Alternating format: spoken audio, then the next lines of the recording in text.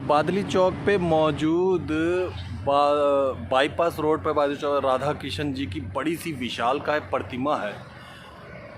Bypass आने जाने वाले लोगों को ये प्रतिमा दूर से ही ये मूर्ति नज़र आ जाएंगी। 20 फीट ऊंची ये बड़ी सी विशालकाय मूर्ति, भव्य सुंदर मूर्ति राधा किशन की, ये बाईपास रोड है नज़र आएगी। इसी में राम बेटी वृद्धाश्रम स्थापित है, वो आप देख रहे हैं। ये राम बेटी वृद्धाश्रम की इमारत है। जिसको भी आना हो यहाँ पे तो बस बाईपास चौक रोड पे बाईपास पे पहुँचे और बाईपास चौक पे ये राधा किशन जी की मूर्ति देखें। ठीक इस मूर्ति के नीचे ही चरणों तले ही राम बेटी वृद्धाश्रम मौजूद है, जो आप देख रहे हैं। आप देख रहे हैं ये वृद्धाश्रम है, राम बेटी वृद्धाश्रम, जो बादली बाईपास रोड पे मुकरबा चौक पे राधा किशन जी की मूर्ति है, उसके ठीक नीचे स्थापित है। यहाँ पे 35 वृद्ध यहाँ रखे जाते हैं, सब निःशुल्क है, फ्री सेवा दी जाती है। ये ऊपर आप देख रहे हैं, बहुत बढ़िया। ये ऊपर आप देख रहे हैं माता राम 2 मंजिला आश्रम है, ऊपर भी बन रहा है, ऊपर से पानी का छिड़काव भी आ रहा है, के ऊपर तराई करी जा रही है। बहुत बढ़िया किस्म का आगे भविष्य में विचार है कि पुरुष ऊपर रखे जाना, महिला पुरुष नीचे रखी जाए, संख्या बढ़ाने के लिए ऐसा करा जा रहा है। आइए यहाँ इसी आश्रम के बगल में स्थापित मंदिर है। मैं चाहूँगा कैमरामैन साहब से इस मंदिर की तरफ संभाल के दृश्य डालें।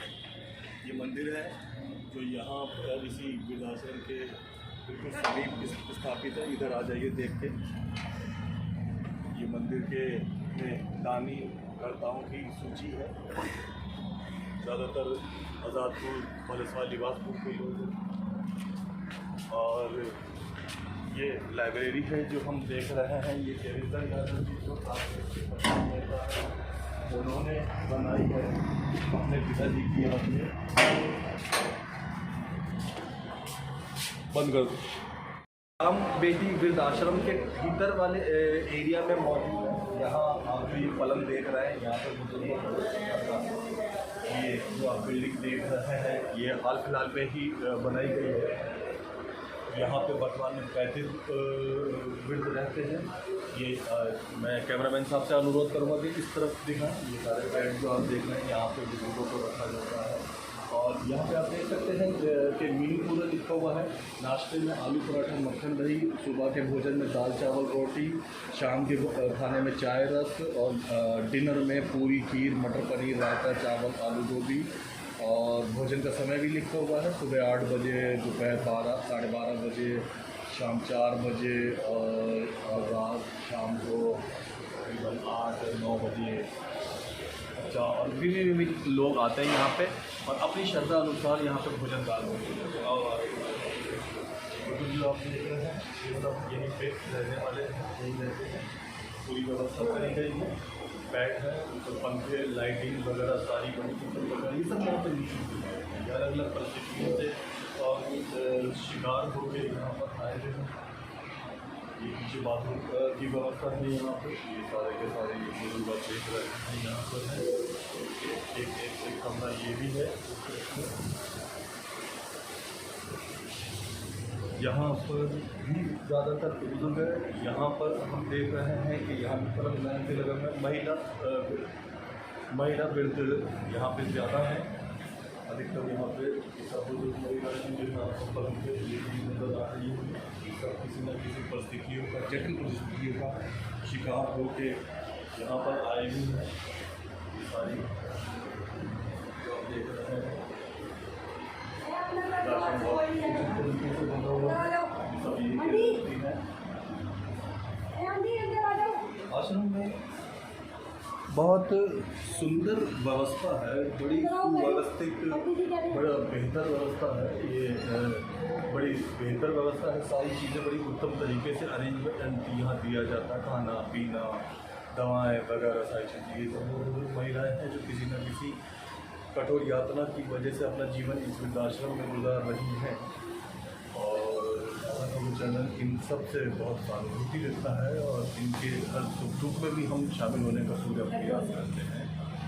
वृद्धाश्रम यहाँ पे महिलाएँ रहती आती है। अच्छा, ये वृद्धाश्रम जब शुरू हुआ था आज से 2-2.5 साल पहले, तो लगभग एक आप समझिए कि बंजर सी ज़मीन पे और झुग्गी सी भी बना के लकड़ियों की। ताज़ा खबर के दर्शकों का स्वागत है, देशवासियों का स्वागत है, भारतवासियों का स्वागत है। दर्शकों, एक पुरानी कहानी है यूनान की। यूनान के एक मशहूर फिलोसफर से उसका शिष्य पूछता है कि सबसे कठिन काम क्या है। वो कहता है कि सबसे कठिन काम है बुज़ुर्गों को पालना, बुज़ुर्गों को साथ में रखना, क्योंकि बहुत बुज़ुर्ग हुए हुए लोग बच्चों की तरह हो जाते हैं, बुज़ुर्गी भी उनके ऊपर हावी हो चुकी होती है। ऐसे में उनको रखने के लिए बहुत संयम, बहुत शांति, बहुत ज़्यादा कंट्रोल अपने अंदर चाहिए होता है, सहन शक्ति। तो इसलिए वह सबसे ज़्यादा कठिन काम है। दूसरी बात, एक शिशु को तो उठा के इधर से उधर ले जाया जा सकता है, एक वज़नदार बुज़ुर्ग को लाना ले जाना भी बहुत कठिन कामों में से है, और साथ में धन का भी ज़्यादा खर्चा होता है। तो एक बुज़ुर्ग को पालना सबसे ज़्यादा कठिन कामों में से एक है। हम इस समय मौजूद हैं दिल्ली के बाईपास चौक पे राधा कृष्ण मंदिर पे। मैं कैमरामैन जी से सिफारिश करूँगा कि कैमरा इस तरफ लाएँ। ये राधा कृष्ण जी की मूर्ति आप देख रहे हैं ऊपर की तरफ। ये राम बेटी वृद्धाश्रम सेवा ट्रस्ट है। ये माता राम बेटी मानव सेवा ट्रस्ट है, जिसके अंतर्गत में इस समय में लगभग 35 बुजुर्ग शरण पाए हुए हैं। और ये इस आश्रम का प्रांगण है, और ये इस आश्रम के संचालक महानंद गिरी जी हैं, जो इस आश्रम को देखते हैं। ये इन्हीं से बात करें। आपका बहुत बहुत स्वागत है गिरी जी। सर्वप्रथम दर्शकों को ये बताइए कि इस वृद्धाश्रम को स्थापित करने का विचार कैसे आया? देखो, कोई विचार आता नहीं है, ये तो परमात्मा की असीम कृपा होती है कि वो करवा लेते हैं अपने आप। जी। सेवा कोई नहीं करना चाहता, सेवा की तो मजबूरी होती है कि करनी होगी। जी जी। तो वैसे हमारी भी एक मजबूरी है। जो वृद्ध आश्रम देखते हैं तो वो सोचते हैं कि हम मरने से बढ़िया तो यहीं रह लो। तो हमने तो सोचा है कि भाई इनकी रखने का प्रबंध पूरा किया जाए। तो इसलिए यहाँ पर हॉल 3 तैयार करे गए। अच्छा। दोनों टाइम का भोजन है, दोनों टाइम की चाय है, और आप सब भाइयों का बड़ा प्यार मिलता है इनको, और यहाँ पर दोनों टाइम की साधना होती है। बहुत अच्छा लगता है। वर्तमान में कितने बुजुर्ग इस आश्रम में मौजूद है? इस समय 35 हैं। अच्छा अच्छा। इनके खाने पीने, दवा, रहना सोना, सारा खर्चा राम बेटी वृद्धाश्रम में आश्रम की तरफ से होता है। कुछ हमारे भाई दवाइयाँ दे देते हैं, कुछ राशन देते हैं। जी जी। कुछ अन्य चीज़ देते हैं, कुछ पैसा भी देते हैं हर महीने के हिसाब से। तो उससे खर्चा। तो ये आश्रम जो संचालित होता है, तो परमात्मा ने आप पे बड़ी कृपा करी हुई है, या सभी भाइयों का, सभी लोगों का सहयोग से? हम तो जानते हैं कि सभी वृद्धों पर कृपा की गई है। अच्छा। मैं तो माध्यम हूँ, बाकी मेरा तो कुछ नहीं है, मेरे तो शरीर भी अपना नहीं है। जी जी। बाकी तो सब आपका बड़ा प्यार रहा है। जी जी। जो आप मीडिया वाले जो सही खबर देते हैं, सही अच्छे लोगों से मिलवाते हैं, इसलिए अच्छा। पंडित जी, एक बात बताइए, सच्ची में सुकरात की जो मैंने आपको कहानी सुनाई कि कठिन काम आया था, कैसे संभाल पाते हैं आप एडजस्ट? लोग अपने घर के अंदर मैं देखता हूँ और दुखी होता हूँ। कई मतलब मदद करने मुझे जाना पड़ता है रोहिणी वगैरह इलाकों में, कि अपनी माँ को निकाल दिया, वो बेचारी सड़क फुटपाथ पे, बाप को निकाल दिया। आप 35 माँ बापों को पालोगे, कैसे ये कठिन काम करता है? ये तो परम पिता परमात्मा शक्ति देता है, जिसे उनको अपनी अपनी शक्ति देता है, बस करते हैं बाबा। कहाँ से आते हैं ये बुजुर्ग लोग आपके पास में? किस तरीके से आपको ढूंढते हुए आ जाते हैं? ये सभी जगह से आते हैं जी। राधा कृष्ण जी की प्रतिमा है यहाँ पर, उनकी बड़ी असीम कृपा है। वो जिसको सेवा देते हैं वो बुला लेते हैं। यानी कोई एक से सुन के दूसरे से आते हैं, या लोग उन्हें भेज देते हैं, थाने वाले भेज देते हैं, या वो खुद आपको ढूंढते हुए? थाने वाले भेजते हैं ज़्यादातर। और ज़्यादातर परिवार वाले निकाल देते हैं, या वो अविवाहित होते हैं, या वो लावारिस होते हैं? ज़्यादा बड़ा फैक्टर क्या होता है ज़्यादा बुजुर्गों? तीनों चीज़ मिक्स है जी। कुछ के तो बच्चे लॉकडाउन में ख़त्म हो गए। अच्छा। अभी भी नहीं रखती है। अच्छा। कुछ ऐसे हैं जिनके बच्चे नहीं रखते, कुछ के तो बच्चे हुए ही नहीं है। हुए हैं, किसी के 2 बच्चे ख़त्म हो गए, किसी के 3 बच्चे ख़त्म हो गए। तो अब जो ख़त्म हो गए उनका कोई सेवा करने वाला नहीं, तो मजबूरी में आश्रम आना पड़ता है। उनकी सेवा यहाँ करते हैं। हम जहाँ पर मौजूद है इस आश्रम में, हम देख रहे हैं कि एक विशालकाय मंदिर और भव्य सुंदर मूर्ति भी मौजूद है। इसके विषय में बताएं। परम पिता परमात्मा की असीम कृपा है जी जी। राधा कृष्ण मूर्ति की स्थापना के विषय में भी बताइए। ये तो हमारे श्री माननीय देवेंद्र यादव जी ने जी सन 2013 में स्थापना करवाई थी। अच्छा, वो हमारे सबसे बड़े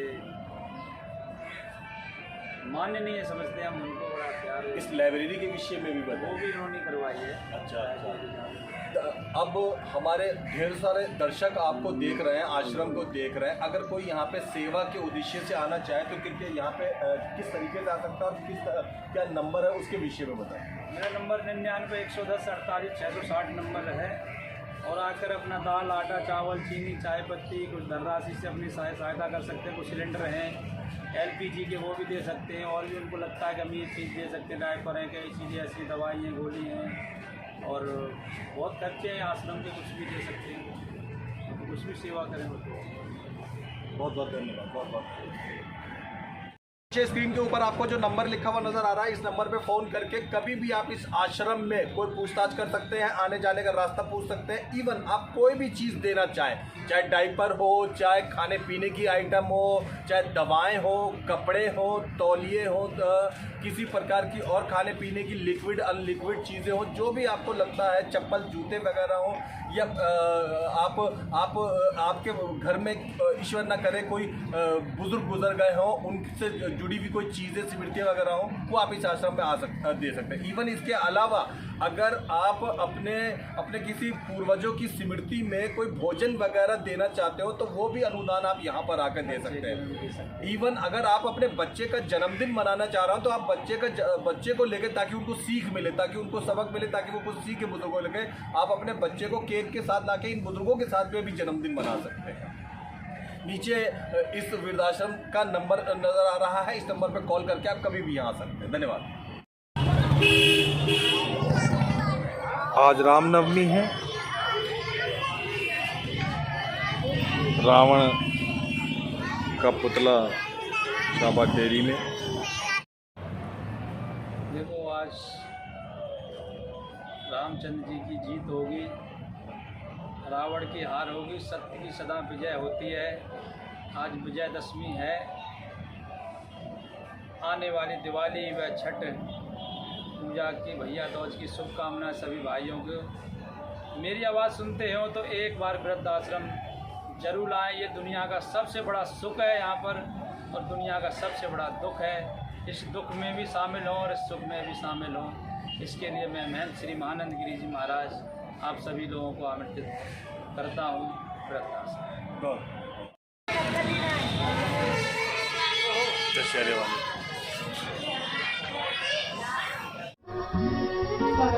दिन की शुरुआत पूजा के साथ, स्वाद बेहतरीन पूजा नमकीन, शुद्ध मूंगफली तेल से निर्मित, मजे से खाइए, शान से खिलाइए। पूजा नमकीन।